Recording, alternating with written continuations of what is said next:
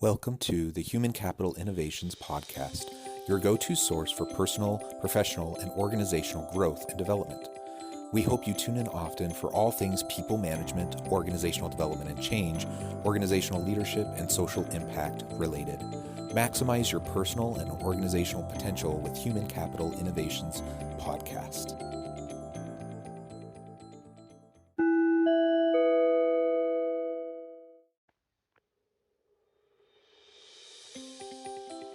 Welcome to the Human Capital Innovations Podcast.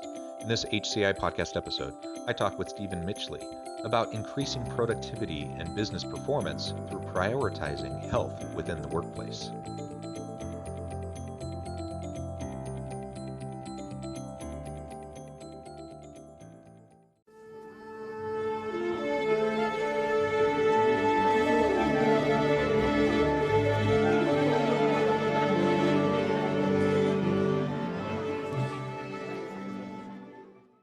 Stephen Mitchley, welcome to the Human Capital Innovations Podcast. Hi, Jonathan. Pleased to be here. Yeah, it's great to be with you. I'm excited to have a nice conversation with you today. We're going to be focusing on increasing productivity and business performance through prioritizing health within the workplace. I think this is, of course, super important from a human perspective. Like, we just want to be humane. We want to take care of our people. We want them to have a physically healthy, psychologically, emotionally healthy place to work. But it also has big impacts for the bottom line of the organization. It will increase productivity. It will increase other positive metrics and outcomes, performance outcomes for the organization. So we can really talk about it from both angles. As we get started, I wanted to share Stephen's bio with everybody. Stephen Mitchley, Chief Strategy Officer, leads Vitality Group's digital and global partner disciplines. He brings more than 25 years of experience and expertise in overseeing operations and technology to the Vitality Group product team. Mr. Mitchley joined Vitality Group's parent, South Africa-based Discovery Holdings Limited in 2000 and has had exposure across the group, leading large-scale process re-engineering activities and designing and building operations for new products and services. Prior to helping found the Vitality Group as COO in December of 2007, he headed up the Business Solutions Division, responsible for broad operating model design, quality management, resource planning, data integrity, business intelligence, and system support. Again, it is such a pleasure, Stephen, to be with you today. I always love having guests on from all over the world. It's a pleasure. Anything else you would like to share with listeners by way of your background or personal context before we launch on in? Yeah, I often describe myself as a reformed engineer. So although I was an engineer by profession, I joined Discovery and Vitality about 21 years ago now. And I was really attracted by this idea that their core purpose was to make people healthier. So you can imagine deep level gold mining, heavy technical engineering, and you go, what's this about? What are we doing for society? And starting with the company then, I think we were about 900 staff. I thought to myself, if I have a good day or bad day, at least I'll walk away knowing that I made people healthier. So it's my core purpose of making people healthier. I think it's something that really anchors us. And the topic today is really close to my heart. So I'm really looking forward to the discussion. Excellent. Thank you so much for a little bit more background. And yeah, so let's just dive right on in. What is the impact of health within the workplace? And we can think about health broadly. There's lots of different health outcomes. We're certainly concerned about worker stress and anxiety, burnout, but other chronic illness and physical safety. There's all sorts of different elements to this. So what do you see as some of those broad impacts? Yeah, great question. I think something that you spoke about the bottom line. Back in the day, certainly when I was going through my management training, our objective was to maximize shareholders' wealth. And I think John Elkington changed that with the triple bottom line. He said the companies have a duty of to report on financial, on social, and environmental. And I think we're strong advocates of saying, well, there's probably a bit more in there that we should be reporting on, especially the health of our people as well. There's a great opportunity for self-insured employers to make not only an impact on their productivity and the well-being of their employees, but also to have a societal impact as well. And you think, well, intuitively, I think the listeners would know that a healthy worker or healthy employee is a productive employee. We know that as well. That makes sense. But we've got profound studies globally. So here in the US and the UK, that shows that there's a massive drain on the organization due to absenteeism, presenteeism. So 38 days are lost on average per year due to health-related impacts. So there's a very direct correlation between your performance as a business and the health and well-being of the population. And we're advocates of investing in that because the returns are pretty substantial.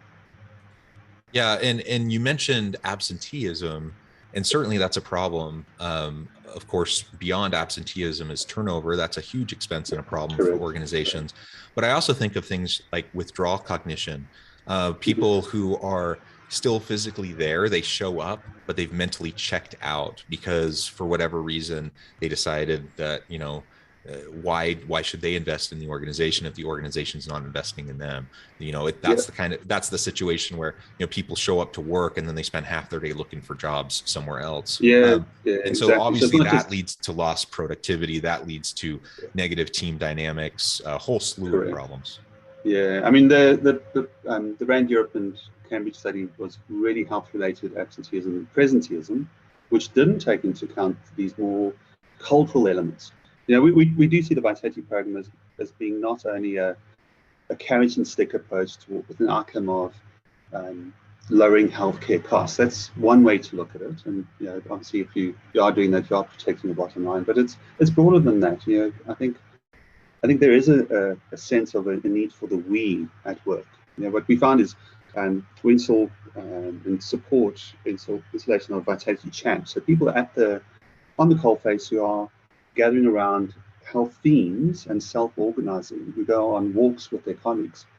And there's a lot of community around that particular topic.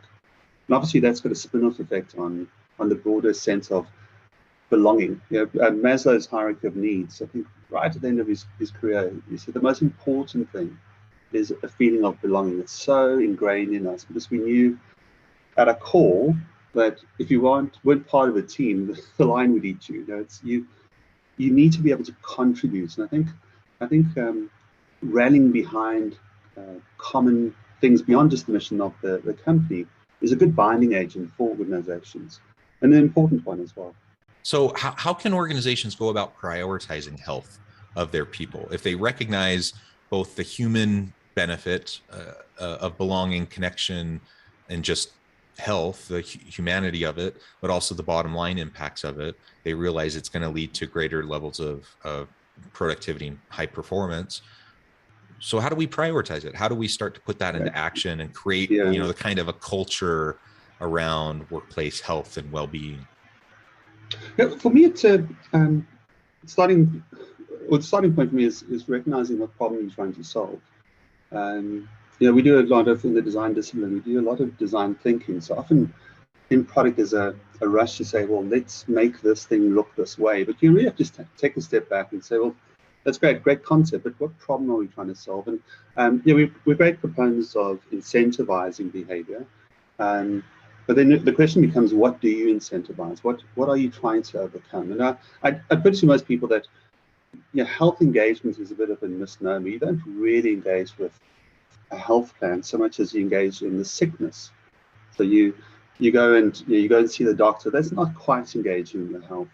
And part of the problem and part of the blessing is that we, by nature as a species, are incredibly optimistic. I mean, if we actually think through the last year, the year before that, all the turmoil and the trouble that we've seen, you'd wake up in the morning and you probably wouldn't go to work. You'd be debilitated. But we don't do that. We wake up and we're optimistic that there's something better out there. But that also counts against us. We have this massive optimism about our ability to beat the odds. We have optimism around our performance. We have optimism around the state of our health. You ask the average employee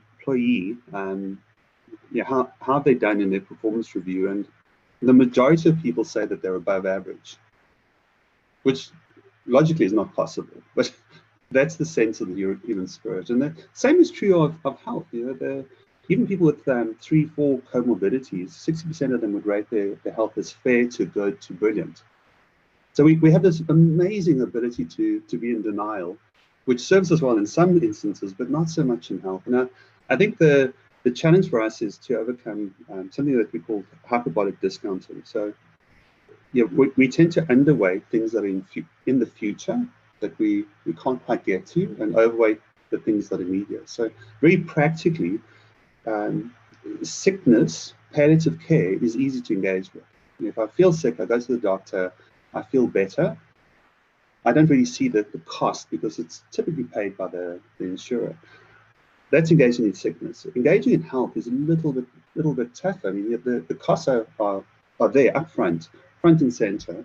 I have to pay for the gym. I have to put the effort in up front. But the rewards are actually a little bit more tangible. You don't get them the day that you do them. If I want to lose weight and I go for a run, it's not like I come back from the run and I've lost weight. I have to run a lot. I have to change my diet. It's a progression. Even then, I've lost some weight. I haven't seen the benefit of this in the future. So we focus a lot on bringing that experience, bringing those dynamics into the present and making it very real and visceral for the individual. One of the techniques is something called vitality age, which is an all-risk mortality adjusted age. Very fancy term, but it basically measures how you are relative to your chronological age. If I gave you a score, Jonathan, of your health is at 80%. For me, as an engineer, that was a distinction. I mean, that's brilliant. That's how the mind works. For some people, 70% is not that bad. If I say to you that you're 3 years older than you should be, suddenly ego kicks in, and it's something that you can really relate to. So we really do try and frame things up in meaningful ways. I mean, that's one trick or one technique. And I think the other is placing incentives in the correct places. So being careful about being too outcomes focused. We ran a study in South Africa where we incentivized people for weight loss, and what we found was people didn't succeed, got really angry because not only didn't they get the incentive, but they actually didn't lose the weight, and that's the point. So we flipped that around and incentivized people for trying, doing the right inputs, and the output measures will follow. So I'd say that for me is a key aspect to try and get right. That you realize it's not just about saying, gee, let's all get healthy. It's people have got real issues. So how do you support them in navigating on a whole person basis those issues and make it really personal, specific to them as well? Yeah, so you've talked a bit about the incentives when you're designing programs to help people improve their health and become more engaged. What any other types of incentives or rewards that you might use in terms of structuring that for them to drive better outcomes?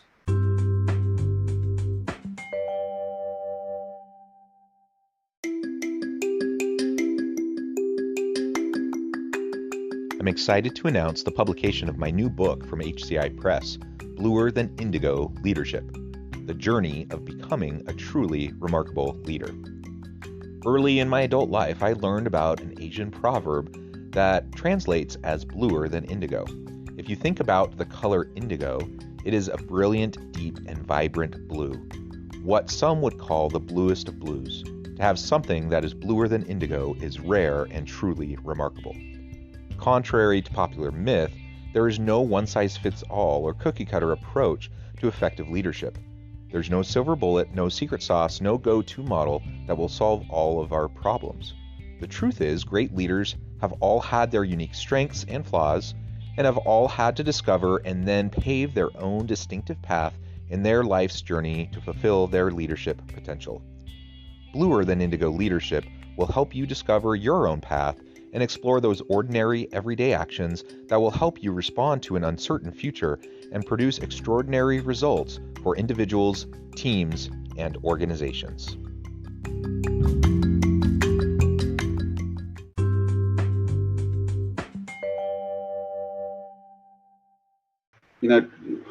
As I said, I'm quite long in the tooth in the industry. I've been with Vitality now 21 years, and when I first joined, this predates cell phones, predates websites. We had in the program a lot of great rewards, but they were all based on processes that the loyalty industry had at the time. Like if you wanted to go to gym, that's an anchor benefit. You get a voucher from us, take the voucher to gym. If you wanted to get a discount on your flights, you do the same. And we came up with this mantra of intuitive, real-time, integrated as a way of designing experiences. So the first thing for me is, and the lesson there for me was really inertia kills initiatives. If you can make things simple and intuitive for members and for employees, you really get profound changes in behavior. We were able to increase our engagement rates by 900% in 1 year, and our call rate for the program dropped by 27%, just with that simple design philosophy. It turns out that my grandmother was right. An apple a day does keep the doctor away. We had this gym program that was a use it and lose it thing. So you joined the program, you could join a gym for free, or for a small amount, and it was free provided you exercise. And that really, it grew that business dramatically. And fast forward to a few years ago, we innovated around a product with Apple Watch, where essentially you can get a beautiful Apple Watch for, say, $20. So that's your commitment. And then it's free provided you exercise. So if you don't exercise, you have to pay the watch off over 2 years. So there's amount that comes off every month. But if you do exercise, you don't pay at all. And you'd be amazed at how that loss aversion drives the right sort of behavior. And can we flip that? So I've seen the opposite, where you do all these checkpoints, you hit all these benchmarks, and then at the end you get the Apple Watch. Do you see a difference in giving it up front and then having them pay it back versus the end goal? Yeah, massive. The loss aversion program is far superior. In fact, Rand Europe did a study across 400,000 members, and they showed that there was a 34% increase in physical activity engagement, and was sustained over the 2-year period. And the results were far more superior to cash back programs. I mean, it's an interesting way to think of it. If I say to you, I'm going to give you this value for exercising, that's a cash back, you'll monetize your activity, and you'll work out that it's not really worth your while to exercise today because it's only 50 cents. But I flip that on its head and say, if you don't exercise, then we'll charge you for the watch. It's still the same economics, but you get this gearing of the behavior. So it is about putting the right incentive mechanics in place. I mean, a very good one is if you say to somebody, don't do this and you won't die. The threat of a loss of life doesn't really work. We've seen it with smoking. If you flip that on its head and talk about the benefits of healthy activity in your older ages with your grandchildren, you get a profound effect in terms of behavioral change. So a lot of this is about anchoring the behaviors and anchoring the messaging around what ignites that individual in a present context, rather than taking into account carrot sticks that might have the wrong sort of behavior. And as you're describing this, what my experience with organizations that have wellness programs and various initiatives to try to drive better employee health, they're almost always the opposite of what you're describing. It's almost always the long-term benefit, focused on a reward down the line, focused on making sure that you take care of yourself so that you don't get lung cancer in the future, whatever. All these public awareness programs, a lot of organizational wellness initiatives, they're focusing, it sounds like, the opposite of what your research suggests is going to be most effective. And so then my question is, well, why? Yeah. I mean, if the research is so clear, why are people so slow to adopt a different approach? And what are the obstacles, to getting there? I think it is a mindset change. I mean, if you look at the health insurance industry, there's a lot of talk about patient engagement. So I think through that, and I think, well, isn't that the heart of the problem, that you see people as patients? The founder of our company started a health insurance business with the premise that if you focused on the demand side up front rather than the supply side, so instead of focusing on your contracting and all the rest of it, focusing on the demand side, getting people to interact with them, with their lifestyle behaviors, you'd have a profound effect on the risk pool. And this has been demonstrated. I mean, we've got an automobile insurance program where it's very similar to what you'd see here in the States, where if you measure yourself, you get better rates. Now, what we do is we flip that on its head, and you get the benefit immediately. So at the gas station, you get a discount on your gas. But if you don't drive well, then the discount disappears, and you actually get behavior change as opposed to something that is just pre-selection, which is, safe drivers don't mind being recorded, so they would take that product. I think there is a lot of resistance to new ways of thinking. That is part of it, and quite frankly, I think there could be an element of design that isn't evidence-based. That I mean, we've seen these concepts successful in other businesses, so it's not. I don't want to purport that we're the only people doing this, but I think an industry that says we'll give you value to doing a risk assessment. Yeah, we've never done that. What we've always said is there's value to be attained, and to unlock that, part of the process is to getting to know you, and part of that process is the risk assessment. So we don't monetize that action, because once you've monetized that action, then the next thing becomes more expensive. It's more, you're trying to get people to embrace that you're there to support them. And that you want the experience to be deeply personal for them, not just random cohorts that have been selected by someone, and then you guide them in the process. So I think it's a slightly different mindset if you start with the consumer in mind rather than the outcome to the risk pool in mind, which is quite frankly often what I see, that the objective is to lower the risk pool, but we don't approach it in a shared value approach, which basically says, if I would benefit from this behavior, how could I take some of that benefit and channel it back into the person that is creating the benefit? Yeah.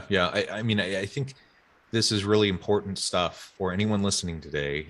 Think about how your organization is structuring these types of programs, what your kind of motivational philosophy is for people. And are you doing more of an extrinsic carrot stick kind of an approach to drive more healthy behaviors, or are you finding a way to tap into intrinsic motivation of individuals? And that was one thing that struck me as you described the difference between talking about someone's, danger of dying versus the ability for them to enjoy, later life with their grandkids and have fun with them, right? Like that's tapping into my internal motivation, that my love for family, my desire to be there for them. It's your why. Exactly. It's my why. Exactly. Yeah. And so how often are we tapping into the why behind behavior in the workplace, whether it's health related or a variety of other types of issues, versus we create these extrinsic types of motivators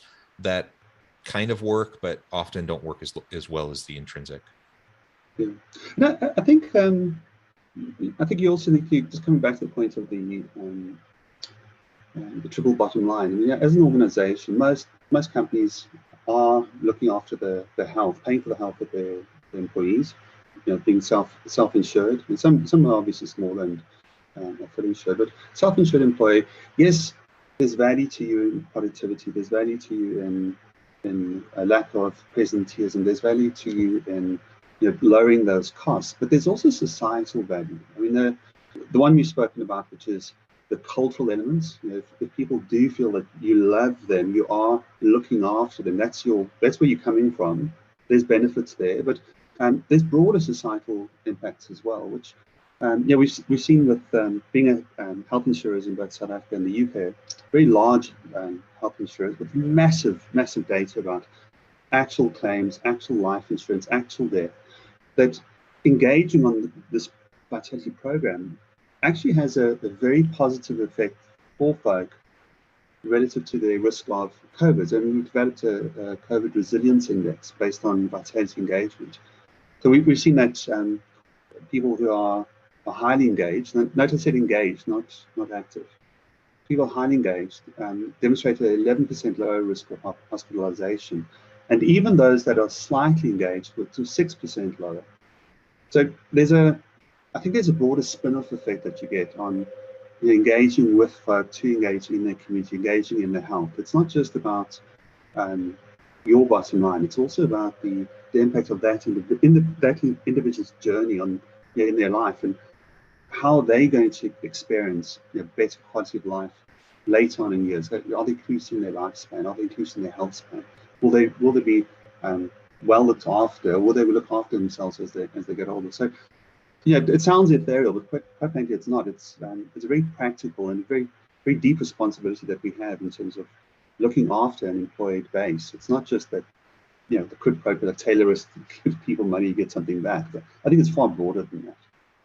Stephen, it has been a real pleasure chatting with you about all of these elements. And I completely agree about the triple bottom line, kind of having this general approach towards general public well-being with how we're approaching workplace health and prioritizing that within the workplace. So clearly, there's so many outcomes and benefits to organizations for focusing on this for their bottom line, but also for the individuals within their organizations, for society as a whole. And ultimately, I think this needs to be something of greater focus and prioritization.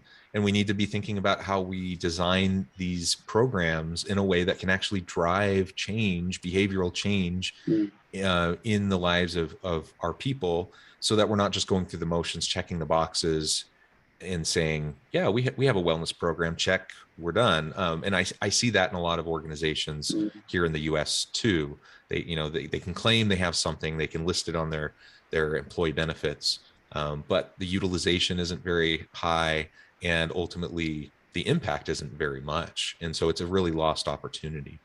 Well, Stephen, as we wrap up today, I just wanted to give you a chance to share with listeners how they can get connected with you, find out more about your work, and then give us the final word on the topic for today. Yeah, sure. So we're reachable on vitalitygroup.com. There's some great resources there, open to the public on return to work, dealing with COVID messaging. We've done it throughout the pandemic, well-researched articles. There's a lot of toolkit work that, all that you do is go there and have a look at the toolkits. I think there's value for you there. I would say we, over since 2008, we started the business here in the US, we really have adopted a mentality of, if you've seen one employer, you've seen one employer. So the same care and focus that we take with the individual, we take with the individual organizations. A company is exactly that. It's a company of individuals. So the culture, the pains, they all are going to be a slightly different context, a slightly different problem to solve. And that, we've got quite a few arrows in our quiver, so we can solve some problems, we can give some expertise, but I think we're also very open to learning about what companies are struggling with, so that we can try and apply minds to help them. My sense is that most folk do want to lead change, and often it's very difficult to do so because there's a lot of moving parts. So we had to really support in making that slightly simpler, a bit more integrated, a bit more intuitive, and hopefully folk can see the benefit within their populations. Yeah. Well, thank you, Stephen. It has just been a real pleasure talking with you. I feel like we've only scratched the surface. I encourage listeners to reach out, get connected, look more at your organization's research, figure out ways to leverage that and to make, a real difference in your organizations. I encourage people to get connected, reach out. And as always, I hope everyone can stay healthy and safe, that you can find meaning and purpose at work each and every day. And I hope you have a great week.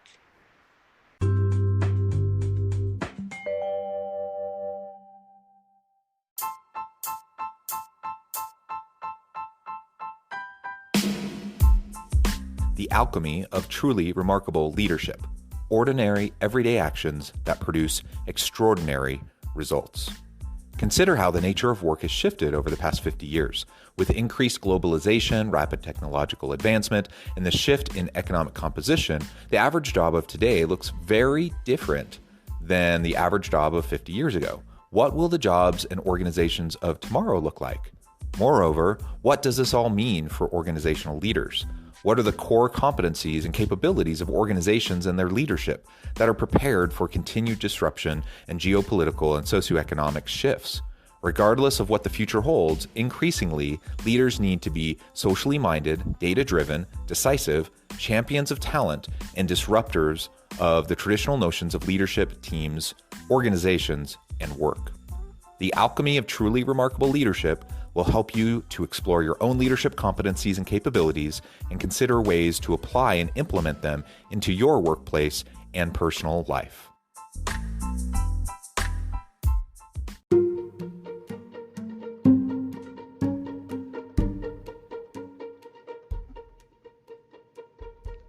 Check out Human Capital Innovations magazine, Human Capital Leadership. Human Capital Leadership is a free, interactive e-magazine with the mission to help individuals, leaders, and organizations find innovative approaches to maximize their human capital potential. We publish issues quarterly in August, November, February, and May. Take a look at the latest issue and let us know what you think.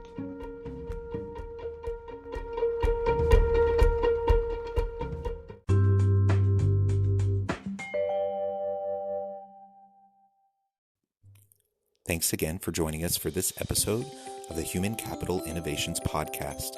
I hope you stay healthy and safe and that you have a great week.